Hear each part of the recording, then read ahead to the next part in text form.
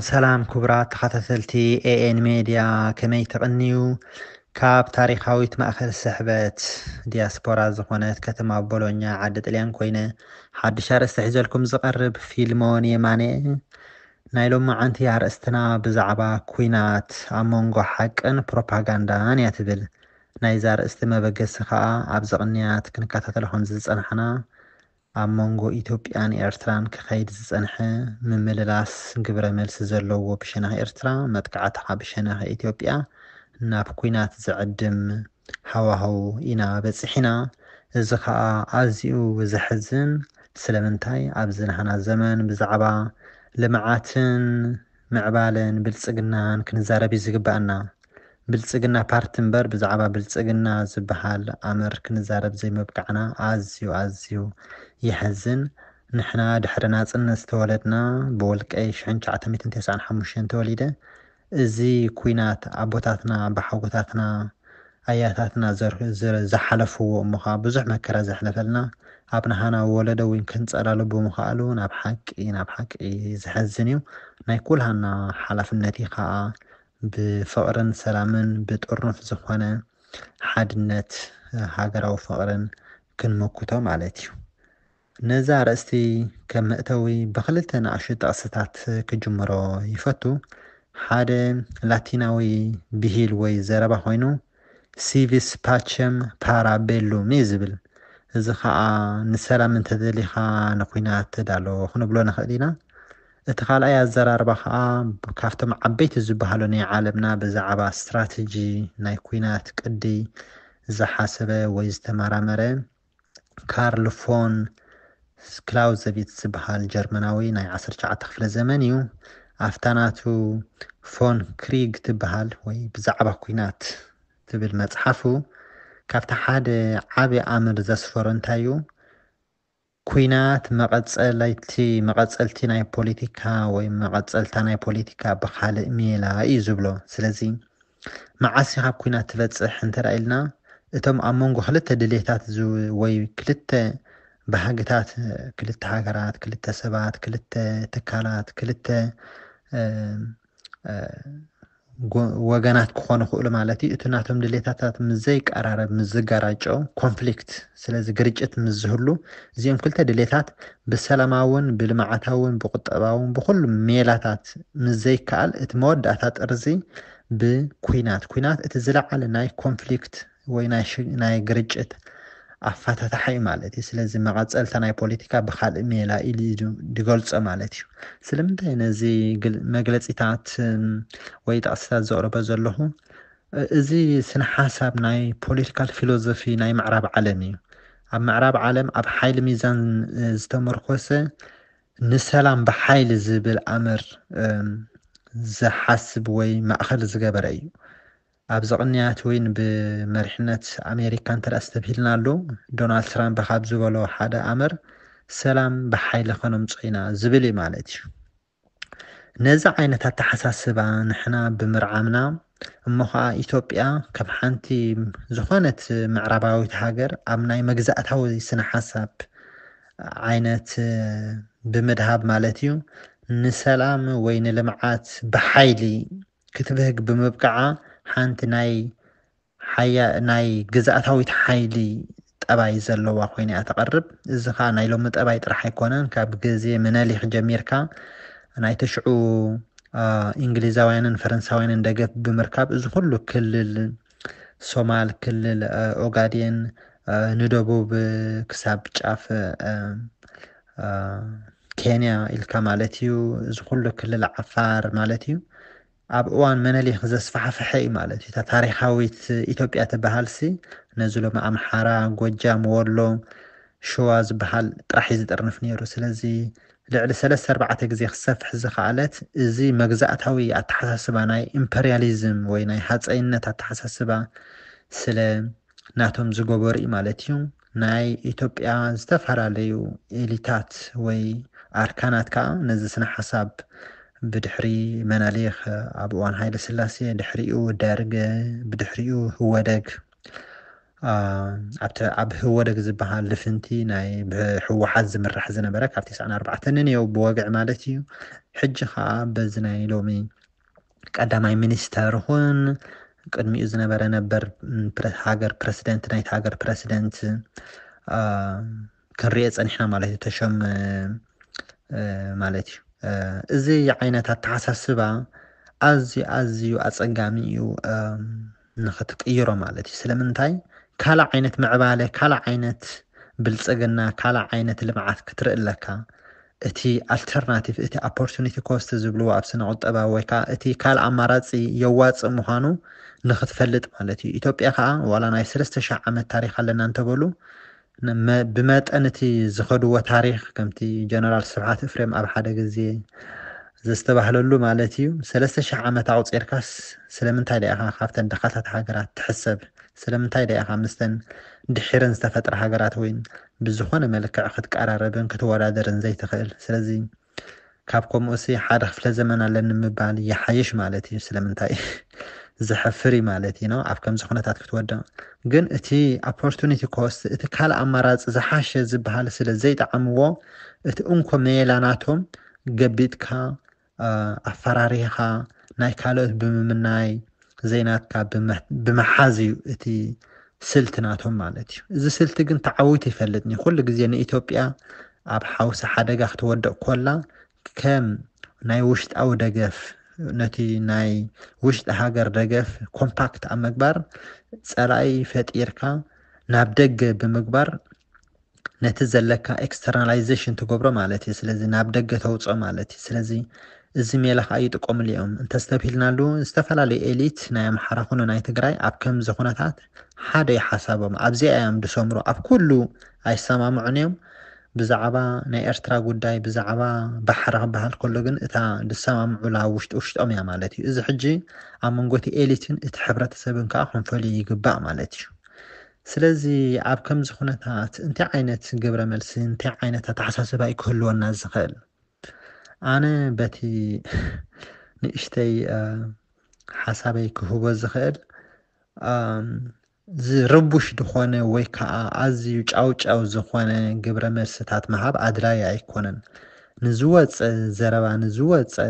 ቃላት እውን መልሲ ኣብ ምሃብ ክታዕ ምግባር ፀርፊ ዝተሰነዮ ናብ ንዕቐት ዝወስድ ኣገላልፃ ነዚ ቀዳማይ ሚኒስተር ኣስተብሂልና ኣለኖ ቀዳማይ ሚኒስተር ኢትዮጵያ ናይ ፌደራላት ዴሞክራሲያዊት ሪፐብሊክ ኢትዮጵያ እንዳበልና ሓደ ገጽ ድውድ ኣገላልፃ ንህቦ ዝነበረ ሎሚ እቲ ቆልዓ እቲ ክስቶ ኢልና ናብ ምንዓቕ ዝኸይድ ቃላት ምጥቃም ኣስተብሂልና ኣሎ እዚ ከዓ ኣብ እዋን ፕሮፓጋንዳ ንቡር እኳ ተኾነ ግን ክንድቲ ኣደላይ ኣይኮነን ኣብቲ ናቶም ደረጃ ዘይምውራድ ኣብ መንጎቲ ህዝቢ ከዓ ንዳሕራይ ከይከፍእ ማለት እዩ ናብ ሰላም ምምላስና እውን ስለ ዘይተርፍ ናይ ግዝያዊ እምበር ናይ ነዊሕ መስርሕ ስለ ዘይኮነ ካልኣይ ግዜ ክጠቕሰ ደስ ዝብለኒ ጀነራል ስብሓት ኤፍሬም ኣብ ድኾነ ከምዚ ዓይነት ኩናት ክትሓስብ ከለኻስ ብዝተኻእለ መጠን ብሓደ ኢትካ ክትዋጋእ እዩ ዝበልፅ እዩ ዝብል ስለምንታይ ድሕሪቲ ኩናት ሰላም መምፅኡ ስለ ዘይተርፍ እቲ ሓንቲ ኢትካ ሰላም ንክትገብር ንክሕሸካ ማለት እዩ እዚ ኣቦታትና ካብ ዝብልዎ ስነ ልቦና ዘለዎ ኣዘራርባ እዩ እውን ስለዚ ብዝተኻእለ መጠን እቲ ኣብ ዲያስፖራ ዘሎ ህዝብና በቲ ኩሉ ክገብሮ ዝኽእል ናይ ፀቕጥታት ማለት እዩ ኣብ ዝተፈላለዩ ናይ ዩኤን ደረጃታት ናይ ሕብራት ሃገራት ናይ ኤውሮጳ ትካላት ናይ ሃገራዊ ትካላት ማለት እዩ ኤምባሲታት ኢትዮጵያ ብዝተፈላለየ መልክዕ ማለት እዩ ፔቲሽን ፊርማታት ዘረባታት ፅሑፋት ዓንቀፃት ብምፅሓፍ እቲ ምሁር ኣካል ብሕልፊ ኣብዚ ዓቕሙ ክበርክት ኣለዎ ካልኣይ ከዓ እዚ ብስም ምቁዋም ኢልካ ፅግዕግዕ ምባል ኣብ ኢትዮጵያ ኣብ ኣዲስ ኣበባ ኣብ ዓዲግራት እንዳበልካ ምስ ፀላኢ ኮንካ ለውጢ ከምፅእ ፍትሒ ከምፅእ እንዳበልካ ዝግበር ኣጀንዳ እዚ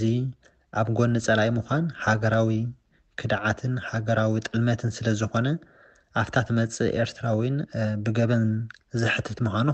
ክንሪኦ ኣለና ማለት እዩ ኣብ ኣሜሪካ ኹን ኣብ USA ማለት እዩ ኣብ ዝተፈላለዩ ሃገራት ኤሮጳ ከይተረፈ ኣብቲ ናቶም ቋማት ኣብ እዋን ኩናት ምጸላኢ ኾንካ ድኾነ ዓይነት ርክብ ምስ ትገብር ናይ ጥልመት ናይ ክድዓት ዝበሃል ገበን ኣሎ ማለት እዩ ብኸመይ ዘኽስሰካ ስለዚ ኣብዚ እውን እቶም ከምኡ ዝሓስቡ እንተ ብግህርኖም እንተ መሲልዎም እንተ ስለ ድንቁርና ብናቶም ድንቁርና እንተ ተኸፊሎም ድዮም ንናቶም ረብሓ ኢሎም ኣብ ከምዚ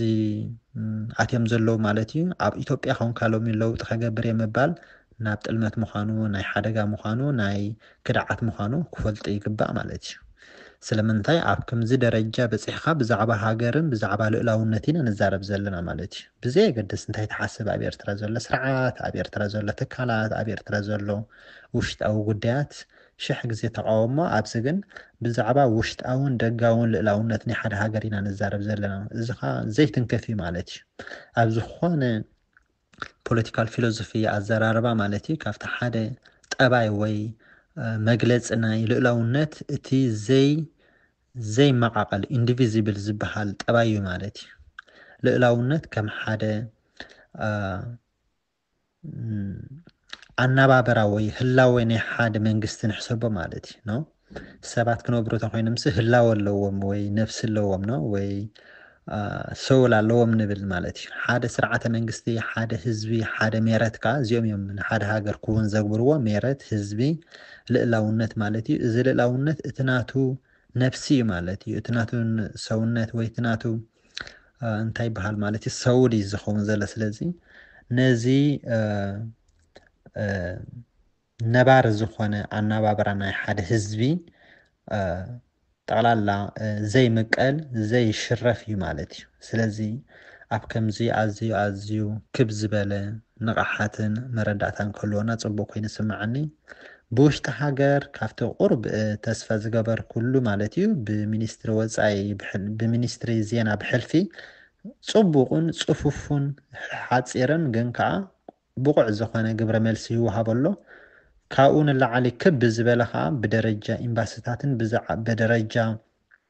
ኣህጉራዊ ርክባት ኣብቲ ዝምልከቱ ኣካላት ከም ሓፈሻዊ ኣኼባ ናይ ጀነራል ኣሰምብሊ ኣብ ናይ ዩኤን ማለት እዩ ደረጃ ኤርትራ ከም ሃገር መጠንካ እቲ ናታ ስክፍታታትን እቲ ናታ እቲ ብድሆታት ክንብሎ ንኽእል ወይ እቲ ንበፅሓ ዘሎ ናይ ስጋኣት ምልክታት ማለት እዩ ከተመልክት ይግባእ ማለት እዩ ስለዚ ጥራሕ ኣብ ኤክስ ወይ ትዊተር ምፅሓፍ ደይኮነስ ካብኡ ንላዕለ ዝኸደ ምስ ካልኦት ሃገራት ብምዃን ናይ ደብዳቤ መልእኽቲ ኣብ ናይ ዩኤን ናይ ጀነራል ሰክሬታሪ ብምስዳድ እውን እቲ ደሃና ጉዳይ ከነስምዕ ይግባአና ማለት እዩ ሕጂ ታርእስትና ክንምለስ ተኮይና ኩናት ኣብ መንጎ ሓቅን ፕሮፓጋንዳ ንዲና ኢልና ብኸመይና ክንፈልየ ንኽእል ኣፀጋሚ እዩ ዕሙቕ ዝበለ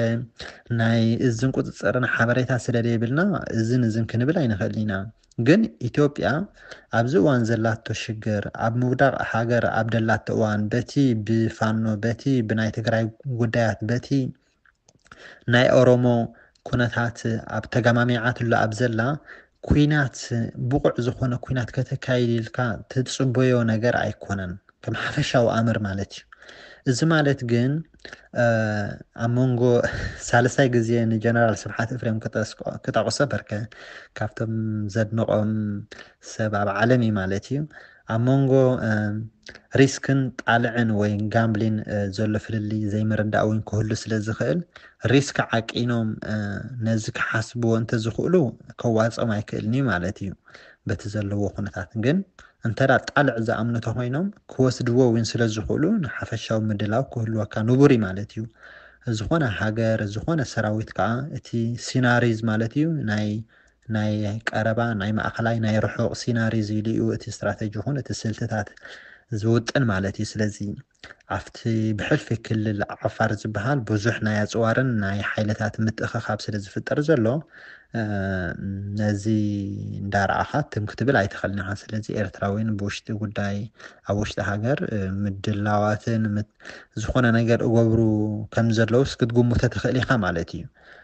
እዚ ብዘየገደስ ግን ንሕና ከም ህዝቢ ኩሉ ግዜ ሰላምን ፍቅርን ክንፅዋዕ ኣለና ማለት እዩ በርከ ህዝብታት ኩሉ ግዜ ኣብ ዲፕሎማሲ ኣብ ካልቸራል ዲፕሎማሲ እዮም ዝነጥፉ እሱ ከዓ ይደፀበቐልና ማለት እዩ ናይ ኩናት ደርፊ ናይ ኩናት ግጥሚ ናይ ኩናት ቋንቋ እንዳዘመርና ብትግርኛን ብካልእን ብዙሕ ዓለም እንዳይሰምዑ ማለት እዩ